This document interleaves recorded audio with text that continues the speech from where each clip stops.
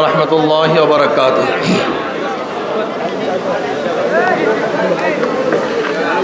نحمد ونصلي على رسوله الكريم أما بعد فأعوذ بالله من الشيطان الرجيم بسم الله الرحمن الرحيم وتلك الأيام نداولها بين الناس صدق الله العلي العظيم সবাই পড়ি সাল্লাল্লাহু আলাইহি ওয়াসাল্লাম। ইসলামী আন্দোলন বাংলাদেশ রায়পুর থানা পশ্চিম অঞ্চল শাখা কর্তৃক আয়োজিত আজকে গণসমাবেশের সম্মানিত সভাপতি শ্রদ্ধাভাজন ওলামায়ে কেরাম, আপনাদের এলাকার সূর্য সন্তান জনাব বদরুল আলম সাহেব সহ সর্বস্তরের ইসলাম প্রিয় দেশপ্রেমী ভাইয়েরা আমার, ইসলামী আন্দোলন বাংলাদেশ কেন করবেন? হাজারো দল আছে, হাজারো সংগঠন আছে, হাজারো মার্কা আছে, তা সত্ত্বেও ইসলামী আন্দোলন বাংলাদেশ কেন করবেন? একটা প্রশ্ন আছে কি নেই? হাজারো প্রশ্ন আছে। আমি দুই দিক থেকে এটার জবাব দেওয়ার চেষ্টা করব, ধর্মীয় দৃষ্টিকোণ থেকে, রাজনৈতিক দৃষ্টিকোণ থেকে। যারা আমরা ইসলামকে বিশ্বাস করি, ভাই কথা না বলি, যারা আমরা ইসলামকে বিশ্বাস করি এবং কিয়ামতের ময়দানে আল্লাহর সামনে দাঁড়িয়ে হিসাব দেওয়ার দিনকে বিশ্বাস করি, তাদেরকে বলবো যে আপনি জানেন একজন মানুষ বালেগ হওয়ার পর থেকে মৃত্যুর আগ পর্যন্ত যত কথা বলছে, যত কাজ করছে, সব কিয়ামতের ময়দানে ওজন করা হবে। ইমাম বুখারী রহমতুল্লাহ আলাইহি তার শেষ বাব, বুখারীর শেষ বাব, ও নাদাউল মাওয়াজিন আল কিসত লিয়াউমিল কিয়ামা ওয়া আন্না আমালা বানি আদম কাওলাহুম ইউজান, তিনি বলছেন যে কিয়ামতের ময়দানে আল্লাহ পাক একটা ন্যায়ের, ইনসাফের মিজান পাল্লা স্থাপন করবেন। ওয়া আন্না আমালা বানি আদম কাওলাহুম ইউজান, এবং বনি আদম বালেগ হওয়ার পর থেকে মৃত্যুর আগ পর্যন্ত যত কথা বলছে, যত কাজ করছে, সমস্ত কাজকে ওজন করা হবে। ফাআম্মা মান সাকুলাত মাওয়াজিনুহু ফাহুয়া ফি ঈশাতির রাদিয়া, যাদের নেকের পাল্লা ওজন হয়ে যাবে তারা জান্নাতের ফয়সালা, আর যাদের গুনার পাল্লা ভারী হয়ে যাবে তাদের জাহান্নামের ফয়সালা। এবার আসুন, যেহেতু আমাদের প্রত্যেকটা কথা এবং কাজ ওজন করা হবে, সেহেতু আমি প্রত্যেকটা কাজ করার আগে চিন্তা করব, কথা বলার আগে চিন্তা করব কিয়ামতের ময়দানে কি আমার নেকের পাল্লা ওজন হবে না গুনার পাল্লা ওজন হবে? এটা দরকার আছে কি নেই? আল্লাহ ফারজান ধরে নেন, বুখারীর মধ্যে রওয়ায়াত আছে, কিয়ামত পর্যন্ত যত অবৈধ খুন সংগঠিত হবে, বিনা বিচারে অবৈধভাবে যত খুন হবে, এর একটা খুনের ভাগী, গুনার ভাগী কে পাবে? কাবিল। কাবিলকে আদম আলাইহিস সালাতু ওয়াস সন্তান। এই আদম আলাইহিস সালাতু ওয়াস সন্তান কাবিল কবে কোন জমানায় গেছেন, কিন্তু কিয়ামত পর্যন্ত জানি না কিয়ামত আর কত বছর পরে আসবে। এই কিয়ামত পর্যন্ত যত অবৈধ খুন হবে তার একটা অংশ কে পাবে ভাই? জোরে বলেন কে? কেন? কারণটা কি বলেন তো? এই অবৈধ খুনের সূচনা করেছিল কাবিল, এটা প্রথম সে সংগঠিত করেছিল।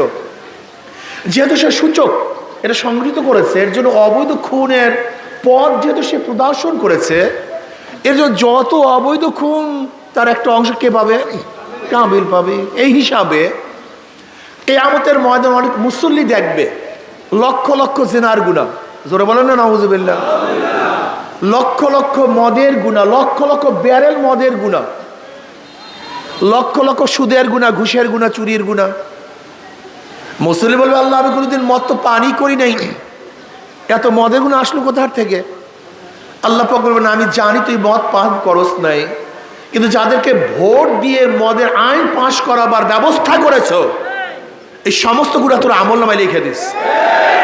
এই কথাটা বুঝার আগে আরেকটু চেষ্টা করুন। যেমন আপনারা কিছু যুবক একত্রিত হয়ে চুরি করার জন্য যাবেন এই নদীর ওপারে, খেয়া দিচ্ছে, আপনারা যুবকরা বলতেছেন ভাই খেয়ালা আমরা তো চুরি করার জন্য প্রস্তুতি নিচ্ছি, কিন্তু তোমার খেয়া ব্যতীত তো চুরিটা করতে পারবো না।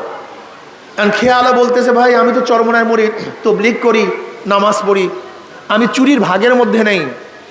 কিন্তু যেহেতু তোমরা যুবক মানুষের চুরি করার জন্য ইচ্ছা করছো, একত্রিত হয়েছ, আর আমার খেয়া ব্যতীত চুরি করতে পারবো না, আসো ওঠো, আমি চুরির ভাগই না, চুরির ভাগ নেব না, কিন্তু যেহেতু আমাকে ব্যতীত কাজটা করতেই পারবো না, আসো না, ধাক্কা দিয়ে দেই। খেয়ালা নৌকায় উঠে চোরদেরকে ধাক্কা দিয়ে পার করছে। খেয়ালার কোনো দোষ আছে ভাই? কথা বলেন না কেন? সে তো চুরির ভাগই না। হ্যাঁ, ওই ধাক্কা দিয়েছে, ঠিক না? ওর ধাক্কা পেতে তো চুরিটা করতে পারতো না, কথা ঠিক না? এবার বলেন তো, সংসদে যখন স্পিকার সাহেব বিল উপস্থাপন করছে যে মদের পক্ষে কে, মদের পক্ষে কে, মদের পক্ষে কে, আপনারা হাত তুলছেন, আমরা আমরা আমরা হাত তুলছেন, হ্যাঁ মদের আইন পাশ, হাত দিচ্ছে, হাত দিচ্ছে, হাত দিচ্ছে। আচ্ছা বলেন তো, মদের পক্ষে যদি হাত না তুলতেন তাই মদের আইন পাশ হইতো? আর ওই হাত তোলার যে ব্যবস্থা করছেন কারা বলেন তো? কথা বলেন না কেন? তখন দায় দায়িত্ব কে নেবে? এই যে মদের আইন পাশ করার দায় দায়িত্ব কে নিবে? কথাটা বুঝতে পারি না। বাংলাদেশে জেনা সম্পূর্ণ বৈধ। একটা যুবক যুবতী যদি সম্মতি হয়ে কোনো অবৈধ কাজের মধ্যে লিপ্ত হয়, আর যদি তার বিরুদ্ধে হাইকোর্টেও কেস দায়ের করেন, তাহলে হাইকোর্টের জাস্টিসেরও তার বিরুদ্ধে বিচার করার কোনো ক্ষমতা রাখে না। কেন? বাংলাদেশে জেনা সম্পূর্ণ বৈধ। এই জেনার আইন পাশ কারা করছে? এই সংসদ সদস্যরা। আর এই সংসদ সদস্য নির্বাচন কে করছে? কথা বলেন না কেন? এই জন্য এই মুসল্লিরা দেখবে লক্ষ লক্ষ জেনার গুণা, হাজার হাজার চুরির গুণা।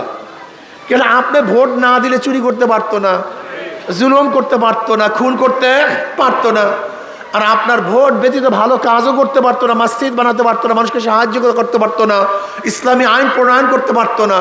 কাজে আপনার কারণেই ভালো, আপনার কারণেই খারাপ। যাদের কারণে ভালো হবে, সমস্ত ভালোর সোয়াবও সে ভালো ব্যক্তি পাবে, কথা ঠিক না? আর আপনার কাজের কারণে যত খারাপ করবে তার অংশ ভোটাররা পাবে। এই দৃষ্টিকোণ থেকে একজন মোমেন যে আল্লাহকে বিশ্বাস করে, সে কোনো অবস্থাতেই যারা মদের আইন পাশ করে, জেনার আইন পাশ করে, সুদের আইন পাশ করে, তাদেরকে ভোট দিতে পারে না। এখন বলতে পারছে রাজনৈতিক দৃষ্টিকোণ থেকে, রাজনৈতিক দৃষ্টিকোণ থেকে যেমন আমরা অনেকেই আল্লাহকে মানি না, আমরা আখিরাতকে বিশ্বাস করি, বিধর্মী, তার ইসলামী আন্দোলন কেন করবে? হাত পাখায় কেন ভোট দিবে? একটা প্রশ্ন আছে কি নেই? শান্তি পাওয়ার জন্য, মুক্তি পাওয়ার জন্য। কেন? দেখেন, ব্রিটিশদের বিরুদ্ধে আমরা আন্দোলন করেছিলাম কেন? বৈষম্য দূর করার জন্য। যে ব্রিটিশ আমাদের জুলুম করে, অত্যাচার করে, অবিচার করে, তাদেরকে দেশ থেকে তাড়াতে পারলেই বৈষম্য দূর হয়ে যাবে। আন্দোলন করলাম, সংগ্রাম করলাম, ব্রিটিশকে হটিয়ে দিলাম, কিন্তু বৈষম্য দূর হয়নি। ভারতের সংখ্যাগরিষ্ঠ মানুষগুলি আমাদের মুসলমানদের উপরে বৈষম্য শুরু করেছিল। আবার আমরা চিন্তা করলাম, মুসলমানদের জন্য আলাদা ভূখণ্ড না হলে বৈষম্য দূর হবে না। 47 পাকিস্তান নামে একটা দেশ আমরা করলাম, ভেবেছিলাম বৈষম্য দূর হবে, জুলুম, নির্যাতন, অবিচার, অত্যাচার থাকবে না। কিন্তু কি দেখলাম? পশ্চিম পাকিস্তানের মানুষগুলি পূর্ব পাকিস্তানের মানুষের সাথে বৈষম্য করছে। আবার আমরা বললাম সাম্য, মানুষ উত্তরে আমরা পাকিস্তান থেকে আলাদা হয়ে বাংলাদেশ নামে একটা ভূখণ্ড করলাম, ভেবেছিলাম বৈষম্য দূর হয়ে যাবে, বৈষম্য থাকবে না, সাম্য, মানবিক মর্যাদা, সামাজিক ন্যায় বিচার প্রতিষ্ঠিত হবে। কিন্তু 71 থেকে আজকে 2024 পর্যন্ত যারাই ক্ষমতায় ছিল কেউ বৈষম্য দূর করতে পারে নাই। না পারার কারণে আবার আমরা 2024 5ই আগস্ট আমরা কি করলাম? 5ই ফেব্রুয়ারি, 5ই আগস্ট আমরা বৈষম্য বিরুদ্ধে আন্দোলন করে ফ্যাসিস্টকে তাড়ালাম। কি ভেবেছিলাম? এবার বৈষম্য দূর হবে, চাঁদাবাজি থাকবে না, জুলুম থাকবে না, অত্যাচার থাকবে না, অবিচার থাকবে না, মিথ্যা মামলা থাকবে না, মানুষ স্বাধীনভাবে বসবাস করবে। কিন্তু 5ই আগস্টের আমরা কি দেখলাম? হ্যাঁ, আবারও সে জুলুম, আবারও চাঁদাবাজি, আবার অত্যাচার, অবিচার। শুধু চাঁদাবাজের চেহারার পরিবর্তন হয়েছে, চাঁদাবাজি পরিবর্তন হয়নি। এতদিন চাঁদা নিয়েছে ফেন্টু, এখন চাঁদা নাই লেন্টু, নাকি ভাই? এতদিন গুন্ডামি করছে কেন্টু, এখন করে লেন্টু। শুধু হাতের পরিবর্তন হয়েছে, কিন্তু চাঁদাবাজির পরিবর্তন হয়। কারণটা কি? এর কারণটা কি শোনেন, বুঝেন। একজনের নাম এ, একজনের নাম বি, একজনের নাম সি। এও চোর, বিও চোর, সিও চোর। ক্ষমতা আছে এ, সে কি করবে? হটাও এ, বসাও বি, সে কি করবে? হটাও বি, বসাও সি, সে কি করবে? কারণটা কি? ব্যক্তির পরিবর্তন হয়েছে, দলের পরিবর্তন হয়েছে, নীতি আদর্শের পরিবর্তন হয় নাই। ওসি সাহেব ট্রান্সফার হয়, ঘুষ সাহেব সে তো চেয়ারেই বসা থাকে। এসপি সাহেব পরিবর্তন হয়, কিন্তু দুর্নীতি সাহেব সে তো পরিবর্তন হয় না। ডিসি সাহেব পরিবর্তন হয়, কিন্তু দুর্নীতি সাহেব সে এলাকাতেই থাকে। শুধু ব্যক্তির পরিবর্তনের মাধ্যমে কোনোদিন মানুষের শান্তি আসতে পারে না। মাদার গাছ লাগিয়ে আমের আশা করা যায় না, তেঁতুল গাছ লাগিয়ে মিষ্টি ফলের আশা করা। আমরা চোর ডাকাত বদমাশ থেকে পরিবর্তন করে, শুধু চেহারা পরিবর্তন করে আপনি জুলুমের পরিবর্তন করতে চান, দুর্নীতির পরিবর্তন করতে চান? আপনি কি দেখেছেন? জীবন দিয়েছি আমরা, রক্ত দিয়েছি আমরা, জীবনের মায়া ত্যাগ করে রাস্তায় ছিলাম আমরা। ফ্যাসিস্টকে এদেশ থেকে তাড়াতে বাধ্য করেছি আমরা, অথচ 5ই আগস্টের পর আবার চোর ডাকাতে গোটা দেশটা ভরে গেছে। এর জন্য জীবন দেয়নি মানুষ, এর জন্য আন্দোলন করি নেই, সংগ্রাম করি নেই। এই ডাকাতদের বিরুদ্ধে, চোরদের বিরুদ্ধে, চাঁদাবাজের বিরুদ্ধে একটা আন্দোলন করতে হবে, সংগ্রাম করতে হবে। ন্যায় আদর্শবান ব্যক্তিদেরকে ক্ষমতায় বসাতে হবে। আমি বিশ্বাস করি যতদিন পর্যন্ত আদর্শবান, নীতিবান, চরিত্রবান ব্যক্তিরা ক্ষমতায় না যাবে, ততদিন পর্যন্ত রক্ত দিবেন, জীবন দিবেন, আন্দোলন করবেন, সংগ্রাম করবেন, দলের পর দল পরিবর্তন করবে। সোনার বাংলা, সবুজ বাংলা, নতুন বাংলা, ডিজিটাল বাংলা আর স্মার্ট বাংলা দেখবেন, কিন্তু মানুষের ভাগ্যের পরিবর্তন দেখবেন না। হাজারো বাংলা দেখাবে, স্বপ্ন দেখাবে, কিন্তু ভাগ্যের পরিবর্তন হবে না। এর জন্য আসুন, শুধু নেতা নয়, নীতির পরিবর্তন চাই। হিন্দুরা ভোট দেবে শান্তি পাওয়ার জন্য। 5ই আগস্টের পরে মন্দিরগুলো পাহারা দিয়েছিল কারা? ইসলামী আন্দোলন, বাংলাদেশের লোক, আলেম ওলামারা।